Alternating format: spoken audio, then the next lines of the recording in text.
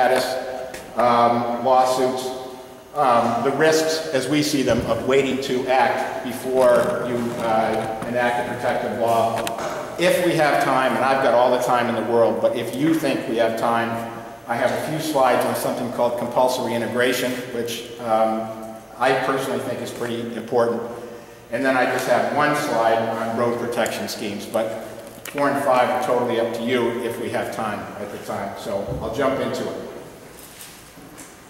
All right, very briefly, the first thing that comes up often is what powers do local governments have in New York? And we're talking still in a vacuum. By the way, in New York State, can you hear me all right? I am getting an echo here. In New York State, everybody knows that at the federal level, the U.S. Supreme Court is the highest court. If they have anything to say about anything, they're the last word, the Supreme Court. In New York State, that's not the case.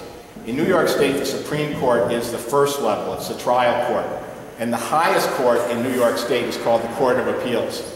So we always recommend, whether you're talking about gas drilling or local board power or anything else, we always recommend, if you're talking about New York law, that your ears prick up a little bit when the lawyer says Court of Appeals.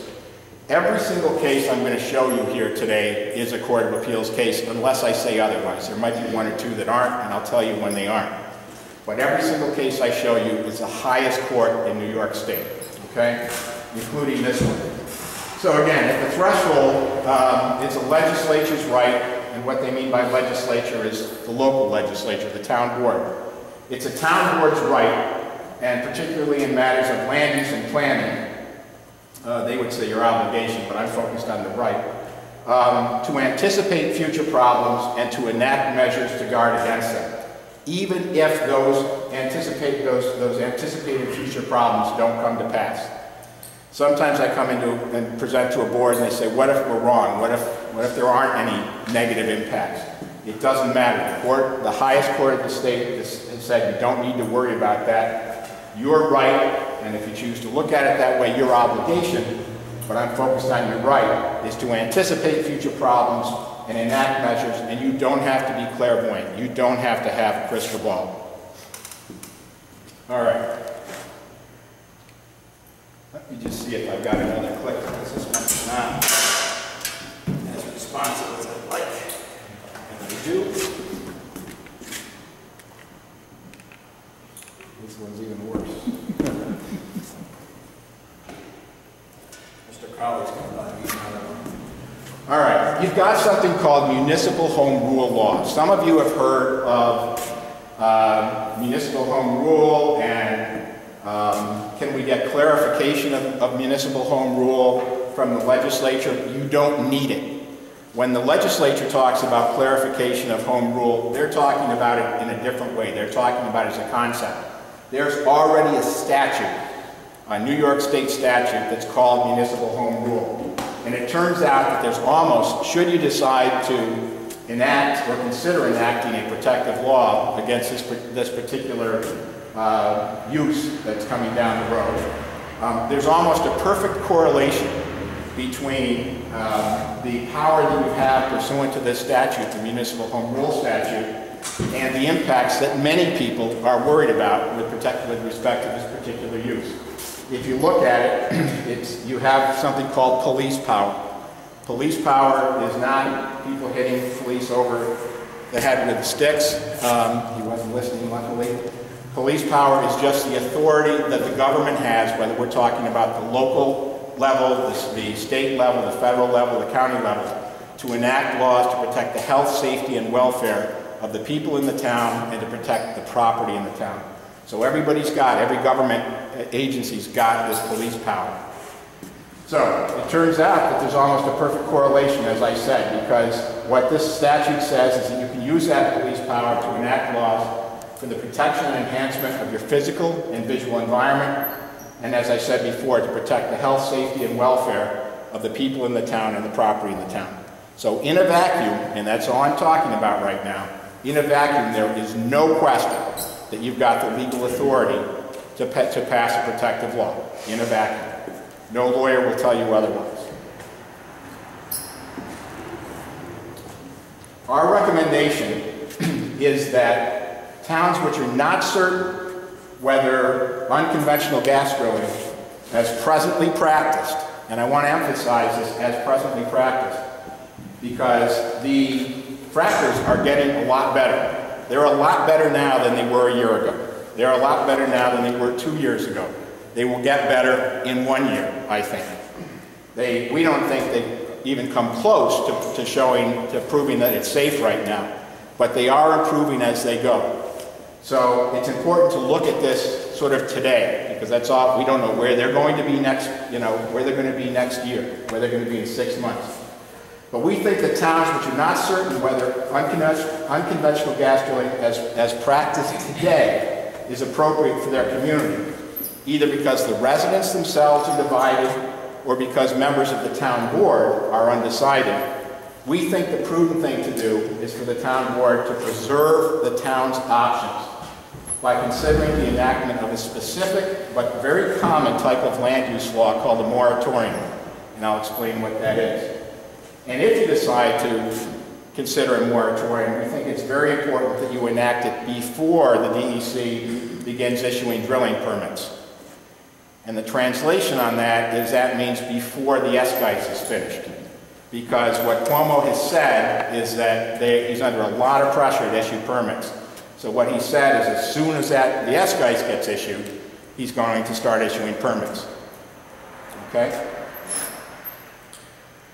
A moratorium, the plural of moratorium is moratoria. I always say moratoriums. That's not correct, but I put this up here so if anybody ever wants to quote me, they know the right way to do it. But I'm still going to call it moratoriums, plural. A moratorium is like any other law that you ever passed in form, whether you're talking about an animal control law, a law for the town road speed limit. In form, it looks exactly like any other law you've ever passed, except it's got a burn-off date. It's got an expiration date. Some people call the sunset clause. That's the only difference in form as far as what a moratorium is. And I'll show you the examples, but just in case, it's a very specific kind of law, but it's a very common one. It's used when a town sees a particular use on the horizon, and you don't know yet. Well, there's two places where you use it. One place where you use it, and that's not what I'm going to talk to you about tonight. One place where you use it is where there's a horizon, you see a use on the horizon, it's coming to your town, and you know you don't want it in your town. That's not what I'm talking about here. But an example would be if Albany decided that they were going to legalize casino gambling, not just for Native Americans, but anywhere, or prostitution, pick whatever you want. And they came out and said, you can do this unless a town says you can't do it. And you've got 6 months or whatever to figure it out. So there you see on the horizon, gambling's coming, whatever it is, prostitution's coming. You already know you don't want it. That's the first place you can use a moratorium. And I'll show you what a moratorium looks like. And again, that's not what I'm talking about here. The second place, but that's very common, the second place you use a moratorium is where there's a use coming on the horizon. Now let's talk about unconventional gas drilling. And you don't know yet whether it's appropriate for your town. You haven't decided yet. That's the second place where you use a moratorium, and that's what I'm talking about tonight. But those are the two places, and I'll show you why it makes a difference as we go along here, if this works. Before I get into the guts of this, I want to make 2 points about a moratorium for the town board, and even though I'm focused on the town board, these next 2 points, I do want to focus on the audience. Town board consideration as to whether a moratorium should be enacted, or a decision to, in fact, enact a moratorium, does not mean, as a matter of law, does not mean that the board members have made up their minds about whether gas drilling is an appropriate land use in the town. That's a really important point. The only thing it means is that the town board believes it's in the best interest of the town as a whole to study and gather more information during the moratorium period to help them make an informed decision. So again, a decision to consider a moratorium or a decision to enact a moratorium does not mean that the town board members are saying they don't think gas drilling is wrong for this town. All it means is they want to think about it for a while and have the town think about it. Point two, which I almost don't want to mention, but I need to because people say it. This is really, a moratorium is not zoning. No matter who tells you otherwise, a moratorium is not zoning. No lawyer will ever tell you it's zoning. But some non-lawyers come in and say, if you put a moratorium into our town, you're bringing zoning to our town. You are not. Enacting a moratorium does not somehow magically turn your town into a place that has zoning. So if you've heard that, it's wrong. All right, so a moratorium may be adopted, I've just said this, as a stopgap or interim measure. This, by the way, is not a Court of Appeals case. This is a middle-level appellate court case. There's a trial court, then there's a middle level of appeal court, which is what this is, and then there's Court of Appeals. But this is good law, even though it's not Court of Appeals.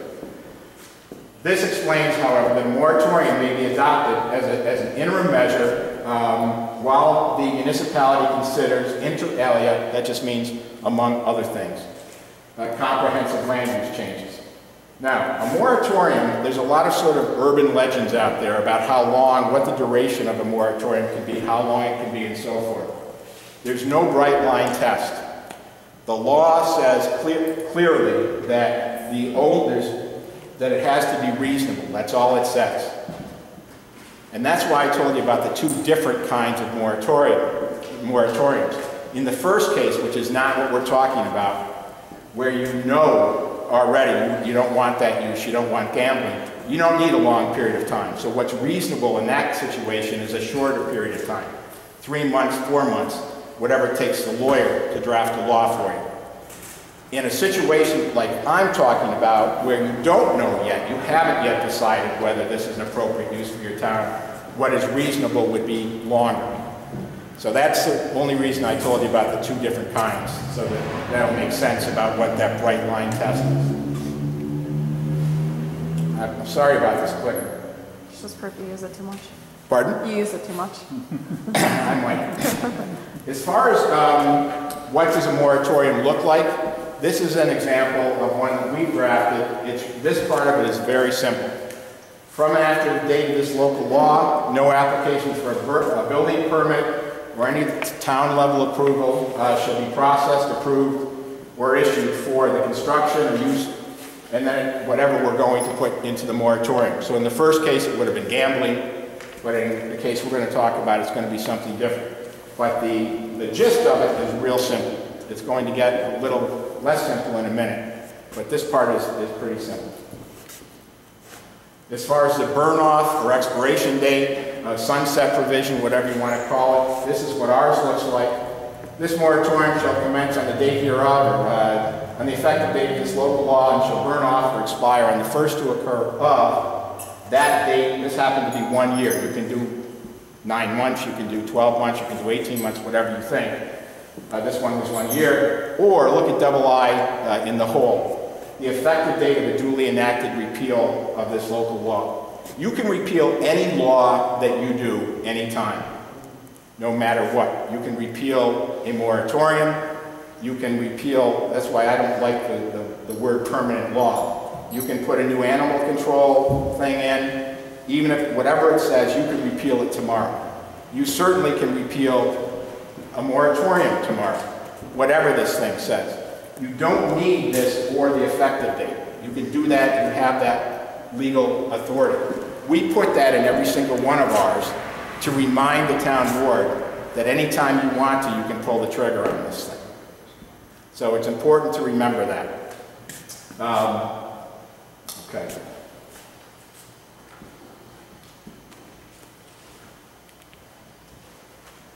All right. If you decide that you might like to, or might consider using our services to do a moratorium for you, and if you did, we would be honored to do that. what we would first give you with as a draft is we would cover 3 categories of activities in our moratorium. All of these are subject to change. Do you guys have a town lawyer? So all these are subject to change if you decide you want it, or if the town lawyer recommends it, we can add things, we can subtract things. But this is what we go out of the chute with and what we would present you with and your town lawyer with. 3 categories of activities. Natural gas and petroleum exploration activities. Category 2 is extraction activities. Category 3 is support activities. These are all defined terms. And what I mean by, what any lawyer means by defined terms, is that whether or not those terms are intuitive to you, in fact, you have to read the definition for it to make sense. Okay? Now, it turns out that the definition of exploration activities and extraction activities are intuitive, and when you read the definition, it is exactly what you think it is. Exploration is basically digging holes in the ground looking for subsurface hydrocarbons. Extraction is basically pulling out of the ground subsurface hydrocarbons, if you work through the definition. Support activities, that definition is not intuitive. I've had people say to me, well, my son works on a lunch truck, and his job is he takes his metal truck and he goes to construction sites or whatever at lunchtime and dinner time and basically sells sandwiches to the workers at their lunch part. That's a support activity. You're going to put him out of business. No. Again, support activities is not intuitive. I'll show you what the definition is. The definition of support activities is basically 7 very narrowly defined items, which I'll show you. It's not things like the lunch truck that goes to the well pad site. Now, our definition of support activities, I don't want to get too far into like wonky law here, but I have to on this one. Our definition of support activities is tied to our definition of natural gas extraction, exploration, or production wastes. And our definition of waste is very, very long and tedious. And I'm just going to show you the first part of it. It starts out saying any of the following in any form, whether or not any of these items have been accepted or exempted from the coverage of any federal or state environmental protection laws, or have been accepted from statutory or regulatory definitions of industrial waste, hazardous materials, hazardous substances, and so forth. I've been a transactional lawyer for decades, and I've never seen anything like this. This is a very unusual defined term here. And let me tell you why we do it this way. It turns out that virtually every single major federal environmental protection law, some people may have heard of the Halliburton loophole 2005, that's nothing, that's just the Safe Drinking Water Act. Virtually every single important federal environmental protection law, the Clean Water Act, the Clean Air Act, CERCLA, which is, you would know as the Superfund law, RCRA, which is like, the CERCLA is like Superfund on steroids, and so forth. They all follow the same format. Lawyers call them listing statutes.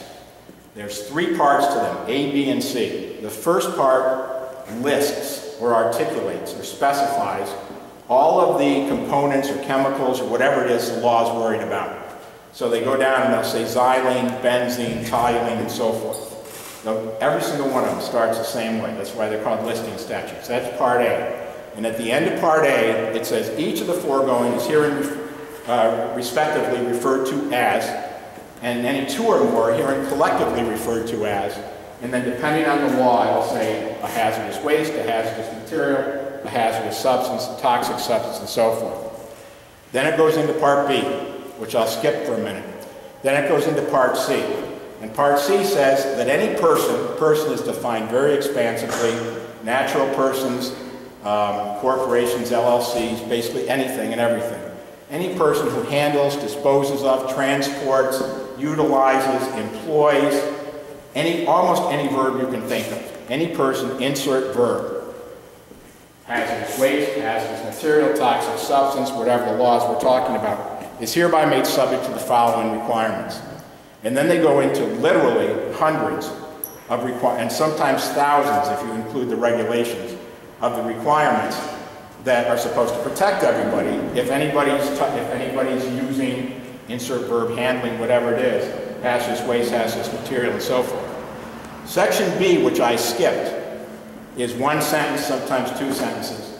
And what it says is, notwithstanding any provision of this law to the contrary, in the event that the person who is handling anything that's in A, xylene, benzene, toluene, and so forth, is under contract to, engaged in, employed by, and so forth, the oil and gas industry, then, and in such event, those things in Section A are not hazardous materials, or hazardous substances, or hazardous waste. So think about that for a minute. If anybody else in the entire country uses that particular thing, virtually every single law, every single major federal law defines it as either hazardous material, hazardous substance, toxic waste, and so forth. But if that person is in the, or under contract to, or employed by, or associated with the oil and gas industry, then and in such event, it's not.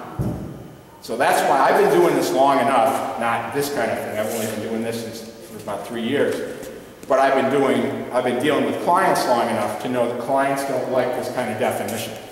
Clients like simple, and I agree, simple is always better when you can use it. But if you tell your lawyer, draft me a one-page, one-sentence law that says, thou shalt not use hazardous materials in my town, thou shalt not use, toxic substances in my town, and you leave your law at that, and then your code enforcement officer, or whatever we call him here, or her here, goes to give somebody a citation for that, they're going to say, when I use it, it's not a hazardous material. It's not a hazardous substance. So I get it. I really get it that people like simple in their laws, but that's why we have to do it this way. Okay? Sorry for the lecture. I get kind of pumped up about that one.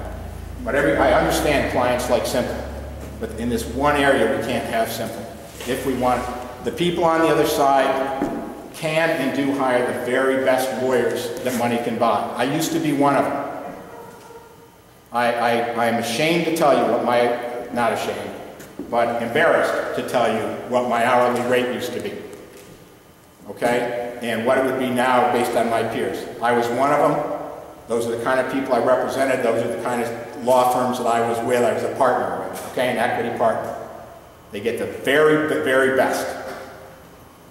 So you got it. If you're going to do this, you got to have the very best on the other side, or they'll pull it apart. Okay. All right. So we have three categories of activities that we cover: exploration, extraction, and just what they sound like. Support activities, as I told you before, are tied to our definition of waste, and I told you what the wastes are. They're basically icky things that everybody agrees nobody should go near. The 7 or 8, 1, 2, 3, 4, 7, I guess. Yeah, 7 categories of support activities. Some are also defined terms, so you have to look at the definitions. Some of these are intuitive. Compression facility is a compressor station. Underground natural gas storage is what it sounds like. Some of them are not intuitive. Let me tell you what a land application facility is. Even before anybody fracks, when people drill for gas, they bring up earth. They bring up all kinds of nasty stuff, the drill cores. In the Marcellus shale, not every single formation, but Marcellus, by definition, is radiation. Anybody who tells you otherwise is wrong. Okay? And, I'm not going to go into it. I say it because some of the people who are filming tonight say it's not. It's not. It is. By definition, it's radioactive. In Pennsylvania, when the people poke holes in the ground and bring up the drill cores, and even before they frack, before they put anything down, before they put water, we're just talking about the stuff they bring up. Pennsylvania lets this industry do almost everything. Pennsylvania will not let them dispose of that material in Pennsylvania. So these other people can tell you all day long that it's safe, but Pennsylvania will not let them dispose of it, even though it came from Pennsylvania. So what they do is they put it in dump trucks, and they bring it across the border to New York. And where they can, they find landfills who will take it, and there are some landfills who are taking it in New York right now. But they've got more of it than they can dispose of with landfills. So they go to farmers, and they say to the farmers, hey, we got some dirt here for you. You want to take it? And the farmers say to them, and we'll give you, whatever it is per truckload. And the farmers say, yeah, I guess, is it safe? And the people say, it's not hazardous. And I told you why they could say it's not hazardous. Okay? That, when you go through our definition of land application facility, that's our definition of land application facility. Underground injection, this industry's biggest problem from a cost standpoint is disposal of its waste stream. They've got the solid waste, which I just talked about, and they've got liquid waste. The liquid waste is a combination of flowback fluid and produced fluid. What they used to do with that in Pennsylvania is dump it in the river. And Pennsylvania let them do that until Pittsburgh sued them, and then they can't put it in the river anymore. Then they started taking it to sewage treatment plants. And even Pennsylvania, which lets these guys do anything they want, almost, even Pennsylvania said you can't put it in sewage treatment plants anymore. So now what they do is they truck it out of state. Mostly they put it in Ohio, and they dump it underground in old wells. Those are called injection wells in our definition. The Ohio, there's no question, some people will say there's a question whether that causes earthquakes or not. Ohio, for what it's worth, forget any other state, Ohio has said unequivocally it does cause earthquakes. They've also said bring it, because they want the money. But when you look at our definition of underground injection, it's basically disposing of that fluid stream. So they can't do that it'll be illegal if they do it in your town. And it gets done illegally all the time. I just got a news story the other day where somebody did that illegally. So you can't stop them from doing it, but you at least want to say you can't do that in our town, so you can punish them if they do. Everything on this list, this is not a bunch of things where a couple lawyers sat around drinking bourbon one Saturday night thinking, let's dream stuff up. Everything on this list is stuff that happens today in real time in Pennsylvania. That's why it's on this list. All right, so what I've talked to you about before is your legal authority in a vacuum. And there's no question in a vacuum that you've got the right, power, and authority to pass a protective law if you want to. We're not dealing in a vacuum. There's something out there called the gas mining statute. It's Environmental Conservation Law 23-0303 subsection 2. You don't need to take notes, I'll give you a copy of this. And there are some people, not very many lawyers, no more than a handful of lawyers. There are a lot of non-lawyers who will tell you that this statute takes away your authority, or preempts is a legal word, preempts or takes away your legal authority to enact this kind of law. Interestingly enough, there is not one single case in New York State that says that this takes away your right and authority to pass this kind of law. Not one. There are some people who will tell you there is just one, but there's not, and I'll show you about that in a moment, but there's not one. But here's what it says. Basically, when you cut through this, the provisions of this article, that's lawyer nonsense. What this says is you can't pass a local law relating to the regulation of the oil, gas, and solution mining industries. Everybody knows what oil and gas is. Solution mining is salt mining. So, the people who say your power has been preempted are saying that you can't pass a law relating to the regulation of the gas industry. We agree, you cannot pass a law relating to the regulation of the gas industry. But let's look and see what that means. Remember before I told you the Court of Appeals is the highest court in the state. The Court of Appeals has said unequivocally, repeatedly, and unanimously. Those are three things that mean a lot to lawyers. Unequivocally, repeatedly, and unanimously, albeit in a slightly different context. The context is in the context of sand and gravel mining. In our state, gas mining is handled by one statute, this one I talked to you about, and sand and gravel mining is handled by a different statute. But in the context of that sand and gravel statute, what the court has said, the highest court of the state has said repeatedly, is that the legal effect of language virtually identical to the 230303 subsection 2 is that while a town may not regulate the operations and processes of the industry, which is the subject of that language, the town may prohibit the industry altogether using land use laws of general applicability. Now, I'm not here tonight to talk about prohibiting this industry altogether. All I'm here to talk about is a moratorium. But if the court says you can prohibit it altogether in a so-called permanent law, keep in mind there's no such really thing as a permanent law, a moratorium you certainly can. So in other words, what relating to the regulation means, according to the court, is regulating operations and processes of the industry we're talking about. Operations and processes are things such as how far down they can drill, into what formations. Some people have said, well, we don't want you to go into Marcellus because it's, but you can go into Utica. You can't do that.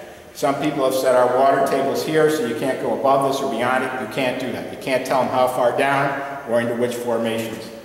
Bonding requirements, both bonding in the sense of insurance bonding.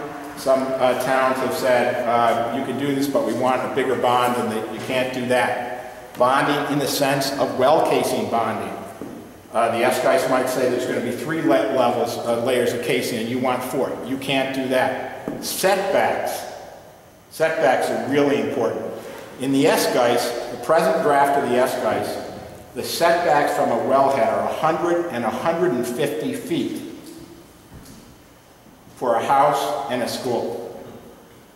100 and 150 feet. They're 2,000 feet in Texas, which has a lot more experience with this. So for people who would say, look, people want me to trust the DEC, I trust the DEC, all I want, but I don't want one of these things 150 feet from my school or 100 feet from my house, so I want to do 1,000 feet or 2,000 feet. No, you don't have that right. Those are operations and processes. Not my fault. There are people here who don't like to hear that. Not my fault. I didn't make the law. Okay? Unfortunately, the only choice we have is all or nothing, the way the law reads. Operations and processes are such things as somebody called me today about lighting and noise and hours of operation. You guys don't have zoning. In towns that have zoning, it's very common to say, okay, you can have this kind of factory or whatever, but you can't operate from 11 o'clock at night to 7 in the morning. Or you can do this, but you can't have the lights from it. You can't do any of that with this. Those are all operations and processes. Okay? Now, the Court of Appeals has spoken on this in the context of sand and gravel mining. They have not spoken on this in the context of gas mining. All right? But they've looked at virtually identical language, and this is what they've said. Mainstream legal opinion is that there's no reason, not no good reason, no reason, period, why, if this question ever gets to the Court of Appeals, and I used to say when, but I'll explain the if in a moment. If this question gets to the Court of Appeals, why that relating to the regulation of language in the gas mining statute should be interpreted any differently than it was in the mineral mining statute. So there are a ton of non-lawyers who will tell you that that's not the case. I know 5 lawyers who disagree, and I know 5 total, including their firms.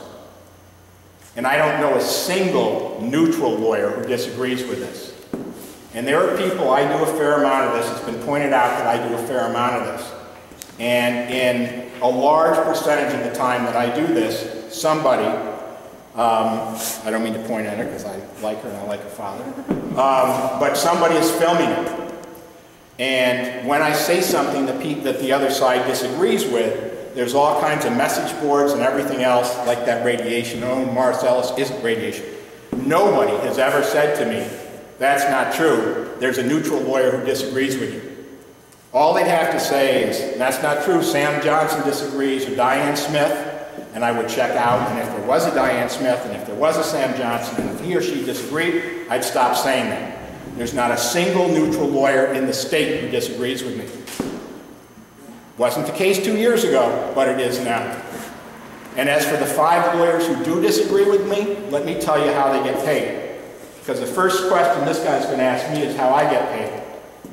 There are the landowner coalitions. The only lawyers who disagree with this are the lawyers who represent landowner coalitions.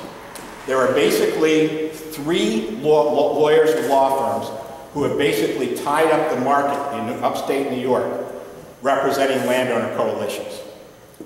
And they basically get paid, essentially it's $20 an acre is the default rate. So one of these, I'll say the firm, it's Hinman, Howard, Cattell, and Binghamton, a guy named Rob Wedling, because he goes around and speaking. He has said publicly that his firm has landowner coalitions totaling 800,000 acres. 800,000 acres times $20 is $16 million. So under his fee arrangement, his firm gets $16 million if he can convince people, one of 5 law firms, in this, 5 people, not a neutral, that this is wrong. He gets 0 otherwise. Another one is Levine, Gould, and Thompson, and a guy named Scott Kurkowski. He has said publicly that his firm represents 600,000 acres worth of landowner coalitions. 600,000 times $20 is $12 million. So he gets $12 million. He may have to give some, his firm actually might give some of that to a Texas firm. But somebody gets $12 million in legal fees if they can convince you this is wrong, even though there's only 3 or 4 of them in the state who believe that, and 0 otherwise.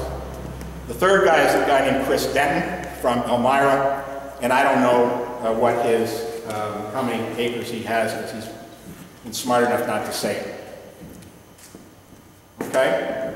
So you got $16 million, $12 million.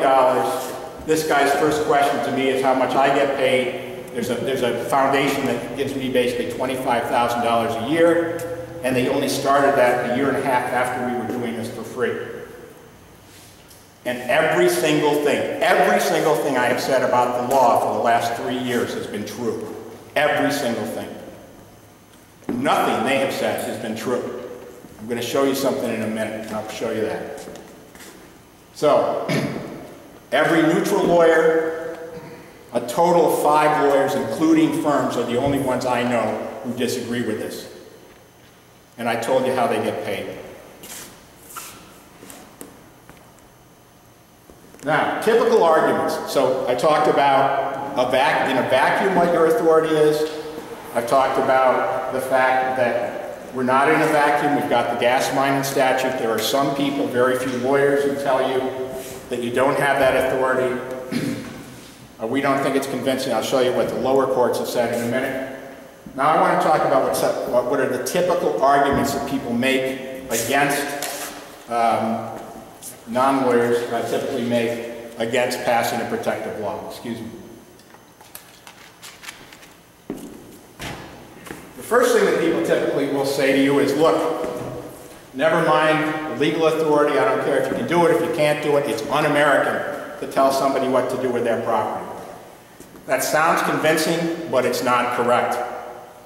Since before this country was formed, and since New York was a state in the United States of America, it has always been the law in New York State that ownership of private property entailed or involved an affirmative obligation that you not use your property in a way that can hurt your neighbor downstream or downwind. That's been the law in this country and in New York since before it was a state. Highest court in the land, property rights are always subject to limitations, look at the blue please, to prevent injury to rights of community and neighbors. Okay? These are all unanimous. The next thing they'll tell you is that they will use a term that the appraisers use. And they'll say, look, if you do a law like this, any kind of protective law, you're depriving me of what the appraisers call the highest and best use of my land. That may be true, but the law doesn't care. That's not an effective argument that this kind of law uses and can depreciate the value of the premises. That frequently is the effect of police power regulation. And again, please look at the language in blue. The general welfare of the public is superior in importance to the financial profits of the individual. The general welfare of the public is superior in importance to the financial profits of the individual. The next thing they'll say is, look, you gotta let us drill somewhere in town. Here's a case from Pennsylvania. In Pennsylvania and West Virginia, the highest court is called the Supreme Court. Here's a case from Pennsylvania, Supreme Court, that says, we don't care about land use, local power, you've got to let them drill someplace. And here's a case from West Virginia that says the same thing. The law in Pennsylvania and the law of West Virginia doesn't have anything to do with the price of tea in China when it comes to New York. Pennsylvania, and particularly West Virginia, historically, because of the nature of the resource extraction industry, their law is entirely different than New York State. In New York State, prevention of damage to others legally trumps any right to exploit natural resources. A town is not obliged to permit the exploitation of natural resources as a permitted land use if limiting that use is a reasonable exercise of its police power, which it is. Again, look at the blue. To prevent damage to the rights of others and to promote the interests of the community as a whole. The overriding concept in New York State since before we were a state is this. The interests of the community as a whole, when you're making decisions like this, legally trumps the financial interests of individuals. People don't like to hear it, but that's it. That's how society works in this state. Now the other thing, I love this one. The other thing they like to say, in logic, I took a course in high school called rhetoric, and it was really logic. And one of the things that they talked about was a straw man. And what they mean with a straw man is if you don't have anything better to argue, come up with a fake thing. They call it a straw man so you can knock it down. And then it looks like you got something. This is a great straw man here. One of the things they like to say on this issue is that the town board or the people who live in this town aren't smart enough or don't have the right college degrees to make a decision on this. This is what we call a straw man. This doesn't have anything to do with what we're talking about today. I don't have a graduate degree in science. I mean, it doesn't matter whether you do. It has nothing to do with anything. There's a big distinction between the need for statewide regulation of the process, and everybody agrees you can't regulate the process. You can't regulate the operation. You can't even regulate, like I said, where it goes, setbacks. You don't have the right degrees for that. I don't. Maybe there are people in here who do, but most of us don't. But that's not what we're talking about. There's a distinction between that and the entirely local decision of whether or not to allow drilling and fracking as a land use within the town. There are two separate items. So when somebody says to you, you don't have the smarts or you don't have the right degree to make this decision, we're not talking about that kind of decision. We're not talking about whether you can decide how far down or whether they need 4 layers of casing or 3. This is a local decision, whether you want it in here or not.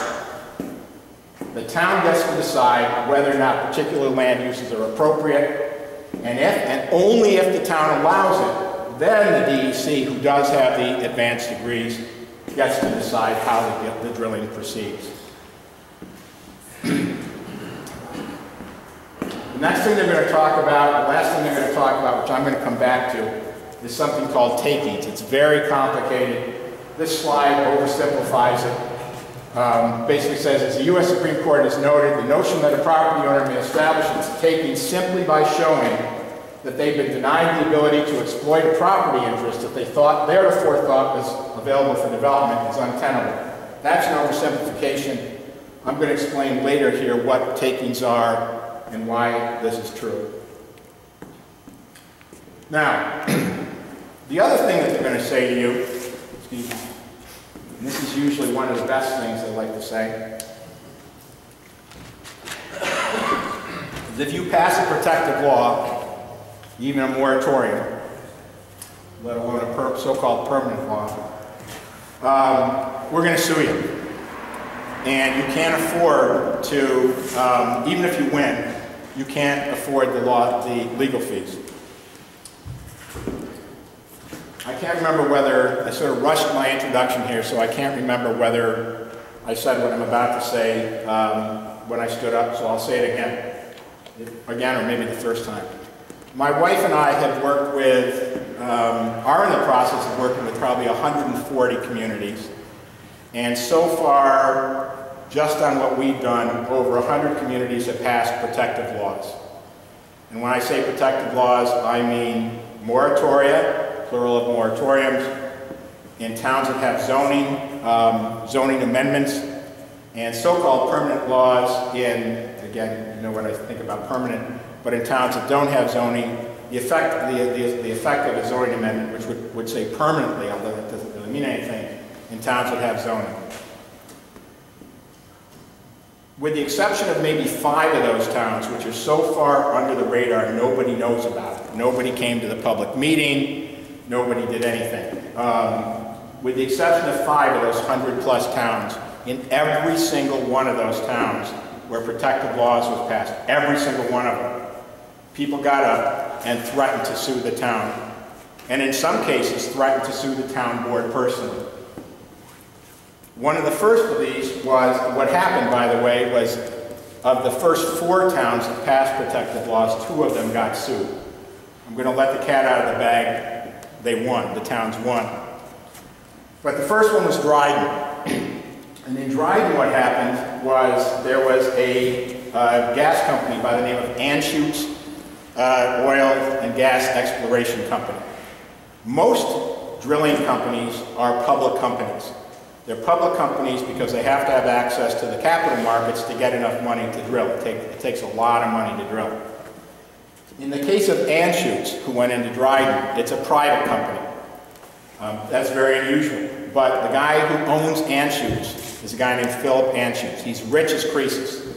If you look him up at Forbes, I think he's a 26th or something, 34th wealthiest American. He owns the Staples Center in LA. He owns a ton of real estate in Denver. The point is he's rich, and I'll show you why that's important in a minute.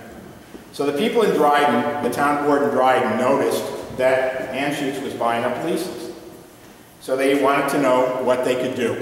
Long story short, which my kids say I'm capable of, and some of you I think are fading off, I would say the same thing. They decided to do, they have zoning there.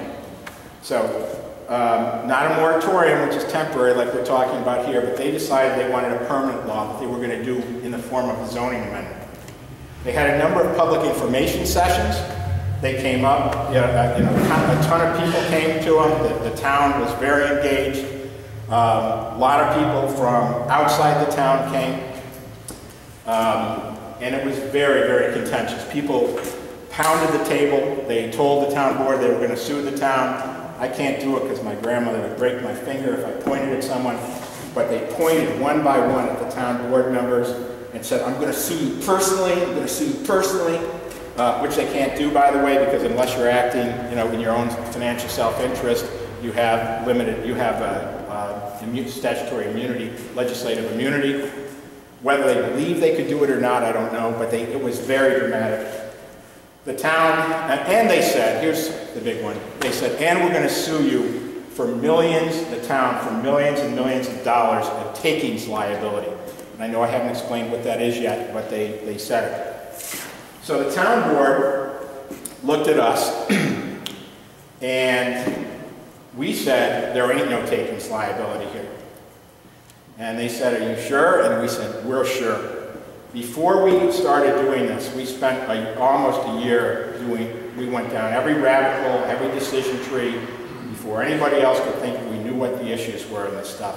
We said there's no takings liability.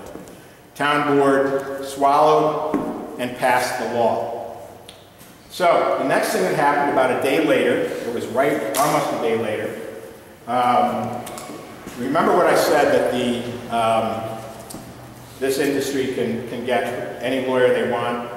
They did not, interestingly enough, they didn't pick, Andrews didn't pick a big firm, but they picked a powerhouse firm. They picked a guy named Tom West out of Albany. Now, Tom West is, I know it's fair to say that he is the gas industry's go-to guy in New York State. He's not the go-to guy in the country.